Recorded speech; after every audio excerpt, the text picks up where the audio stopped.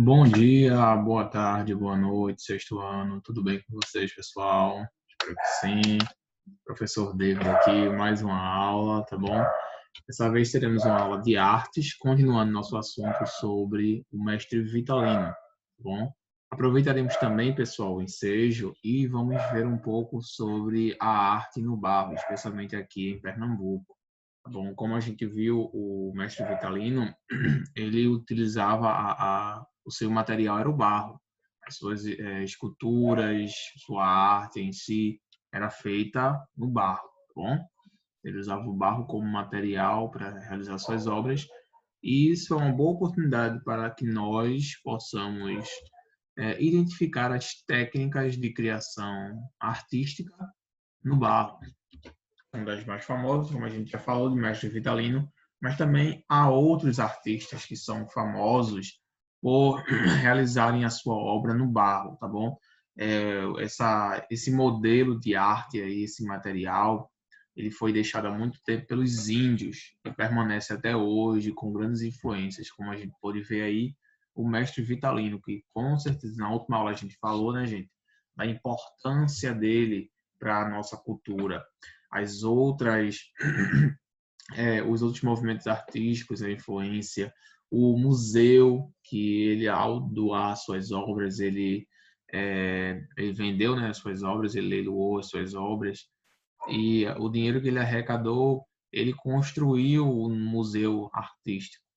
Então, ele teve grande importância no meio artístico, né? A construção de museus, construções de galerias de exposição artística, enfim, ele teve uma contribuição, ele teve muita contribuição para o mundo artístico, especialmente brasileiro. A gente, como eu já tenho comentado com vocês em algumas aulas, o nosso meio artístico, nossa convivência, o nosso ambiente, né?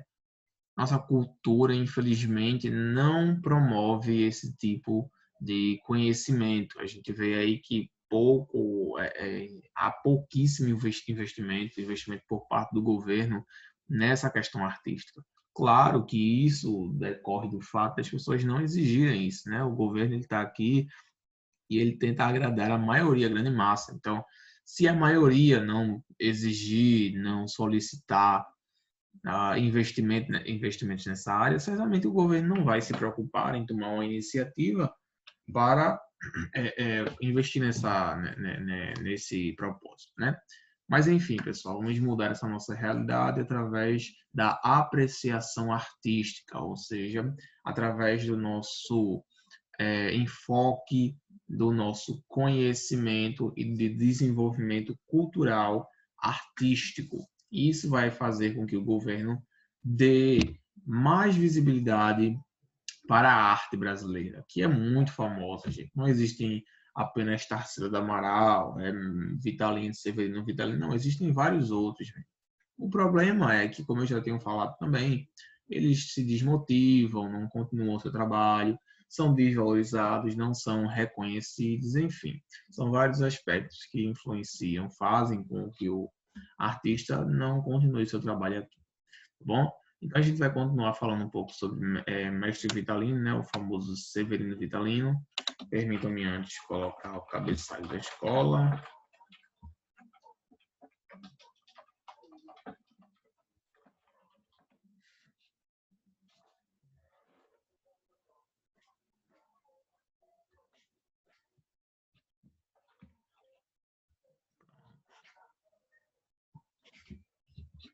Mestre Vitalino e arte no barro.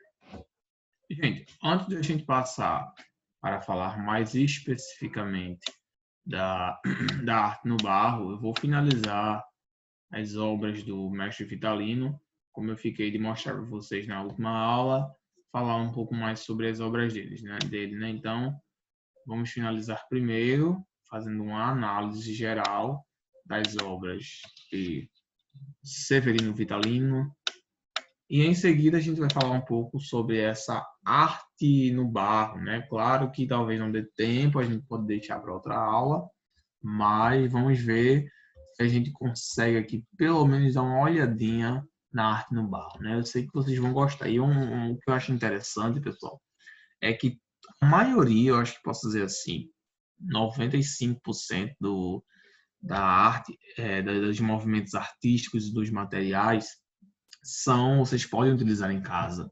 E eu sei que há muitos de vocês aí que têm facilidade e inclinação para esse mundo artístico. Então, talvez, quem sabe, a gente não consegue despertar um artista aí embutido em vocês, né? Enfim, pessoal, vamos continuar aqui. Vamos mais um pouquinho dele aqui, né? Como eu já mostrei para vocês. E... Pronto.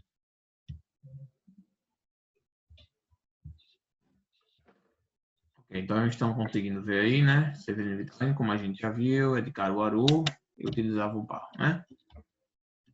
Severino Vitalino se dedica a dar continuidade à arte figurativa que projetou seu pai. Na outra biografia que nós lemos semana passada, não contemplava essa informação, que foi hereditário, né?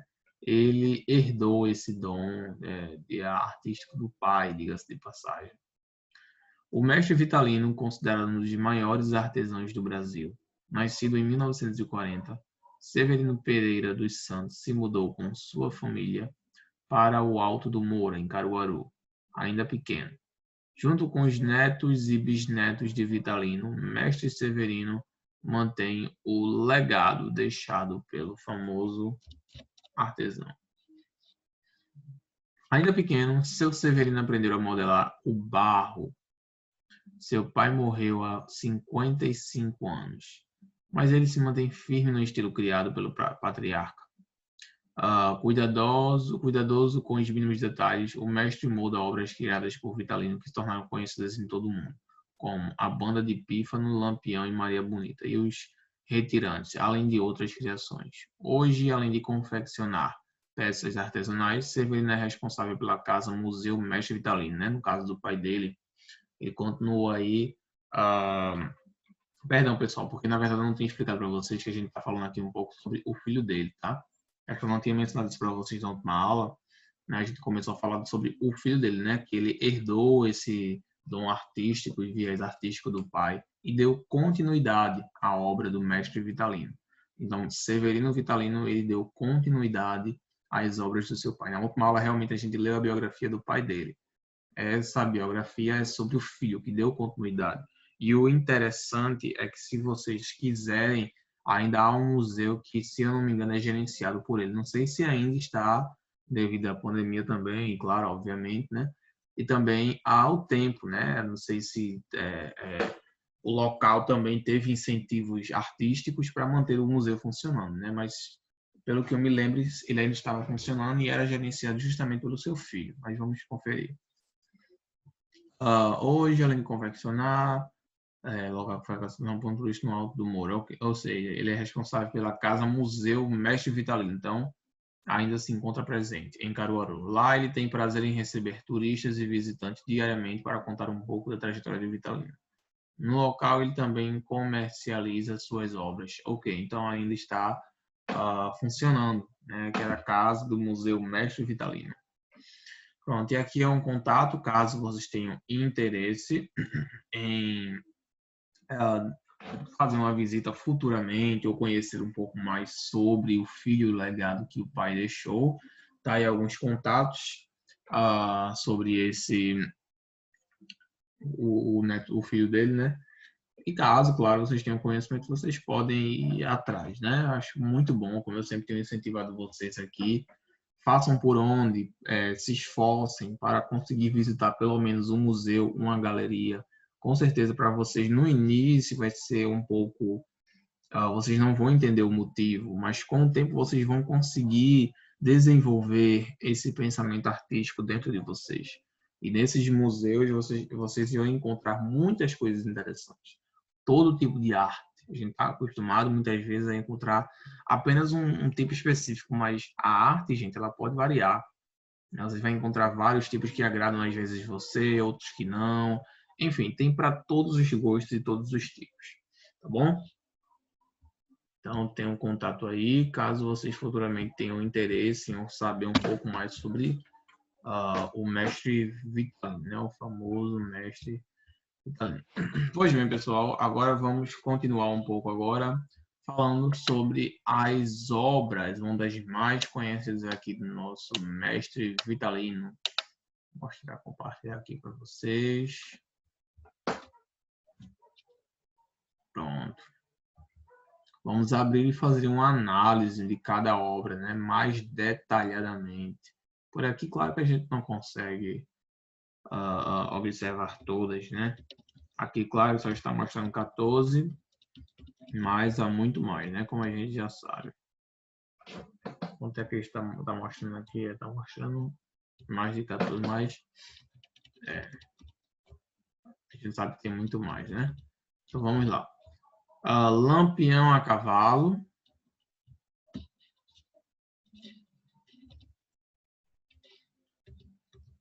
Soldado com bêbado. Lampião a cavalo e soldado com bêbado. Estação de rádio para 8. Tem coisas aqui. Sabe o que eu acho interessante desses modelos artísticos, especialmente no Nordeste, é que para você entender, você não pode simplesmente observar a imagem e simplesmente dizer o que significa, não. Você tem que fazer toda uma inferência. O que é uma inferência, professor? Você tem, pessoal, que observar todo o contexto no qual aquela obra ela foi produzida, tá bom? Uma pessoa que ela não é do Nordeste, ela não viveu a nossa cultura, ela com certeza teria dificuldade em conseguir identificar, entender essas obras. Por exemplo, aqui a gente vê soldado com bêbado. Era costume, não era costume, né? Mas algumas pessoas costumavam fazer isso, né? Quando tinham essas festas, São João, forró, enfim. Algumas pessoas vinham, bebiam muito, né? E precisavam ser levadas para casa. Isso eles representam aí, o soldado com bêbado, tá bom? Mas, claro, isso poderia acontecer em qualquer tipo de festa, né? Mas a maior tradição no Nordeste, né? Forró. Então, tinha esse costume as pessoas, né? Estação de rádio para 8, essa daí eu não consigo interpretar, porque não conheço essa estação, né? Lampião a cavalo, Lampião, né? Os cangaceiros também. Então, só vai entender quem era o Lampião se você conhecer a história do Nordeste. Você não consegue entender quem é Lampião se você não conhecer a história do Nordeste. Vamos lá. Agricultor trabalhando na roça. Ah, professor, mas trabalhando está errado, professor. Trabalhando, o dono desse site ele colocou errado. Não é que ele colocou errado, ele colocou errado, mas propositalmente, intencionalmente. Por quê, professor? Porque ele queria representar a educação, a escolarização, a falta de escolarização no Nordeste. A gente vê que as pessoas no Nordeste têm essa mania de trocar algumas letras, trabalhando, né, dirigindo, né? Eles têm esse costume, mas por que isso acontece? É porque eles são burros ou alguma coisa do tipo? Claro que não, gente. Claro que não. É uma questão cultural, é uma questão histórica, é uma questão educacional. Eles não tiveram tanto acesso à educação como nós. Como a gente está mesmo vendo aqui, ó, trabalhando na roça, eles trabalhavam muito na roça para poder viver.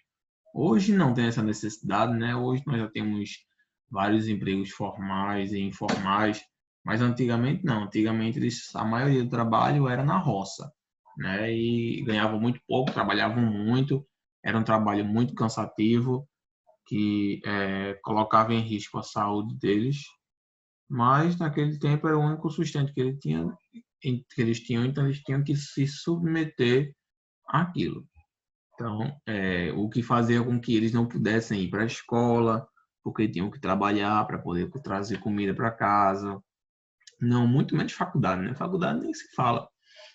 Nem se fala. Não tinham condições de ir para a faculdade, não tinham condições de ir para a escola. Bem, não tinham condições de ir para lugar nenhum, pelo fato de eles não terem condições financeiras de ir, né? Nenhum apoio, nem nada. Eles trabalhando para sobreviver.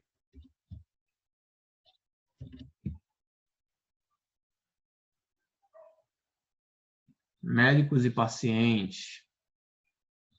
S.D. Ceia.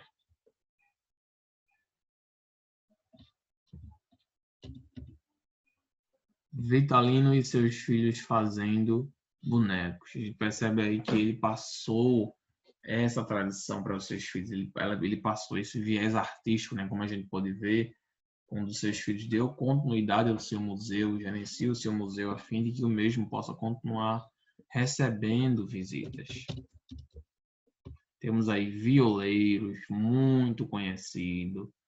Violeiros, olha que obra bonita. Representava aquelas noites no sertão, tocando violão. Olha só. Casa de farinha. Também muitas pessoas trabalhavam nessas casas de farinha, né? Fabricando farinha para ganhar também muito pouco, ganhavam muito pouco. E essa era a estratégia deles, né? Queria manter o povo ali para que o povo não tivesse educação e não buscasse uma vida melhor.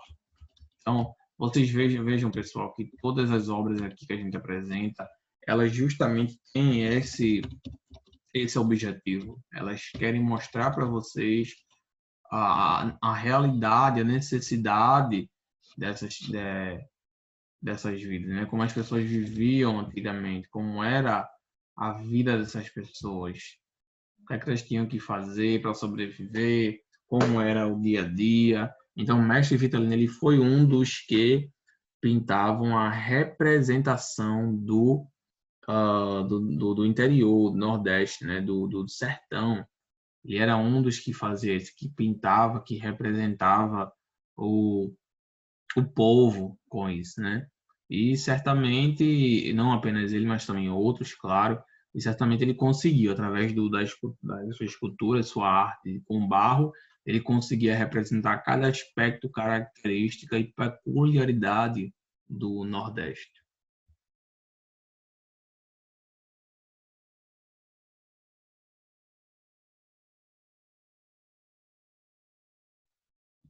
Com o tempo, vocês vão pesquisar mais obras dele e vão conhecer mais um pouco sobre o mestre Vitalino, tá bom?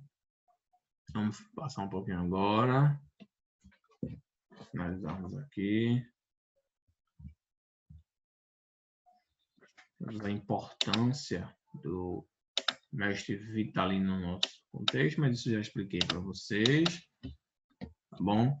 E agora a gente vai falar um pouco sobre a arte no barro, tá bom? A arte no barro. Aqui para vocês.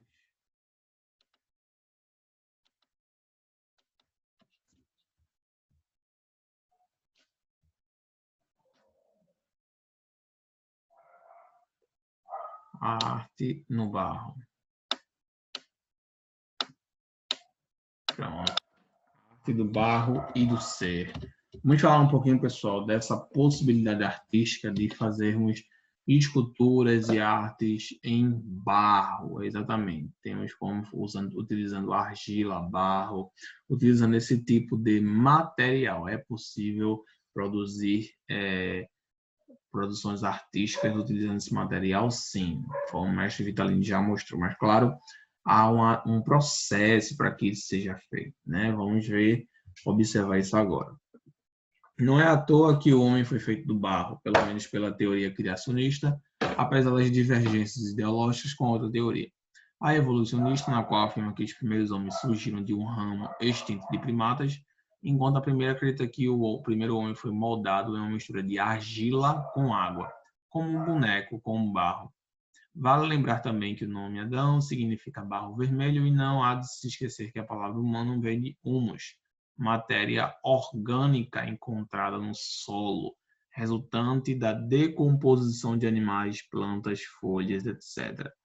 Assim como na língua hebraica, Adão, que é Adão em nossa língua, significa vermelho ou feita do barro vermelho. Em outras línguas antigas, nomes como Adapa, Adamo, Adama também significam vermelho ou feito do barro vermelho, cor de argila.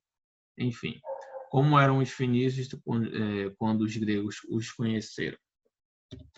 Desde a antiguidade, o homem, atraído pela plasticidade do barro, começou mudando objetos utilitários como vasos, panelas, cachimbos e também itens decorativos.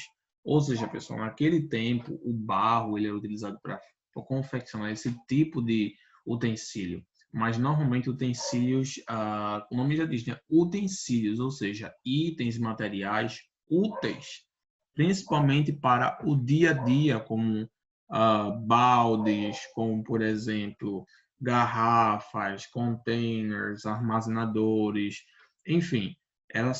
No início, o barro, essa história de produzir arte, fazer arte com barro, ele teve essa intenção, né, de fazer, de confeccionar utensílios, tá bom? E também, claro, né, teve a parte decorativa. Mas foi da plasticidade do barro que o imaginário de diferentes povos foi moldado. Foi modelado. Perdão, pessoal, li errado aqui. E o homem, desde os tempos primitivos, está empenhado em polir pedra e moldar o barro na tentativa de traduzir em linguagem visual a sua própria essência. O barro é alicerce da expressão do trabalho e do trabalho artesanal em civilizações dos mais diversos lugares do mundo. Aqui a gente tem uma imagem, né, de duas pessoas fazendo aparentemente um vaso aí de barro, né? No Nordeste são numerosos os grupos familiares que atualmente se dedicam ao trabalho com o barro, que é um elemento fundamental no alicerce da cultura popular nordestina. A arte de moldar cenas e pessoas em bonecos de barro é uma tradição que vem sendo passada de geração em geração, de avós para os pais, que por sua vez transmitem os segredos do ofício para filhos, que desde pequenos já estão com as mãos a mexer no barro. Ou seja, gente, aqui no Nordeste, essa tradição de esculturas e arte no barro, ela é bem comum e também hereditária, né, entre aspas. Ou seja, a gente passa aí de família para família. É muito comum aqui no Nordeste essa arte aí de barro. Então, a gente, para valorizar nossa arte, a gente tem que saber as origens, né? Então, essa origem aí, essa obra de barro, ela iniciou, né? Aqui no Brasil, iniciou no Nordeste, teve mais repercussão no Nordeste. Então, a gente tem que começar a valorizar justamente isso daí. Né? Então, a gente pode perceber já a importância do barro no Nordeste também. Né? A gente vai perceber isso aí com o tempo, vai ver que não foi apenas a questão de confecção de utensílios, mas outras funcionalidades também. Tá bom? O trabalho começa como uma brincadeira, modelando pequenos animais, carros e pessoas. A arte em barro, especialmente sob a figuração de bonecos, ganhou projeção nacional, principalmente com as obras do pernambucano Mestre Vitalino. Ele foi inspiração para artistas pernambucanos contemporâneos dele, como Zé Caboclo e Zé Rodrigues. E o legado do artista permanece na comunidade do Alto do Moura, em Caruaru, Pernambuco, onde seus descendentes e os de artistas de sua época seguem com o trabalho na arte figurativa em barro. O barro é matéria-prima para todas as culturas e civilizações. Curioso como o homem se sentiu atraído por esta argila e sua plasticidade.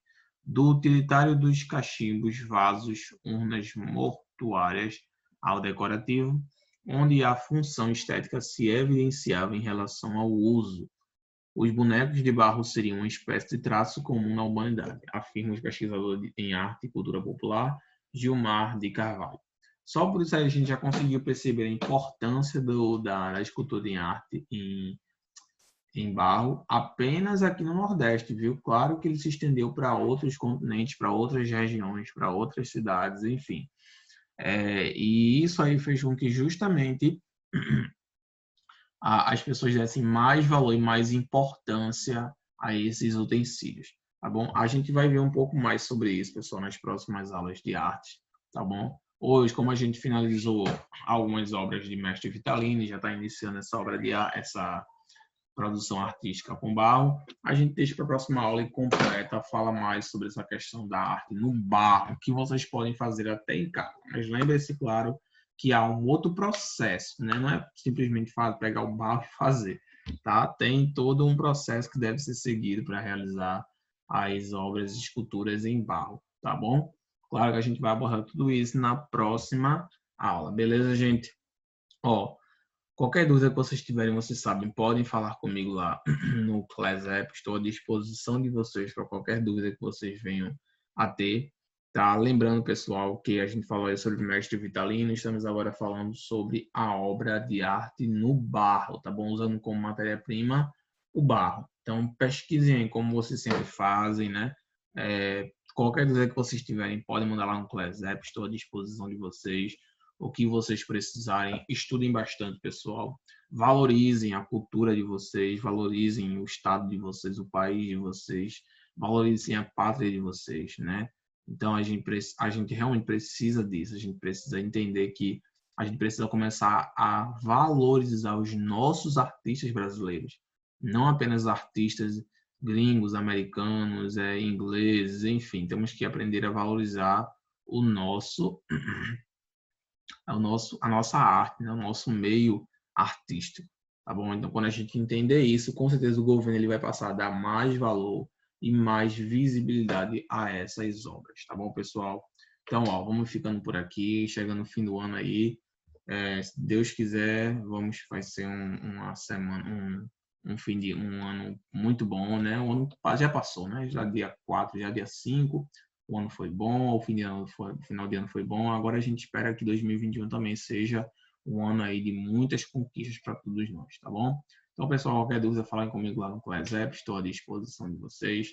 Tenham uma ótima semana, na paz de Deus, fiquem com Deus, estudem e vejo vocês na nossa próxima aula, tá bom, pessoal? Falando mais sobre a arte no barro e os procedimentos para fazer.